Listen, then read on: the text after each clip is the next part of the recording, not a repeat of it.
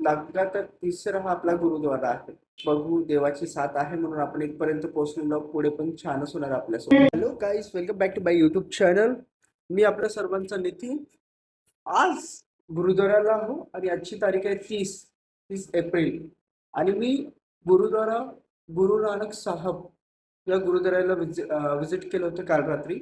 आणि जसं की तुम्हाला दिसते इथे माझं हा बेड आहे आणि हे बघा शूज, ही माझी गाडी आणि हा पूर्ण गुरुद्वाराच आहे. खूप मोठंसं अंगण आणि राहण्यासाठी हे घर. इकडच्या साईडला पूर्ण मोठा एक गुरुद्वारा आहे.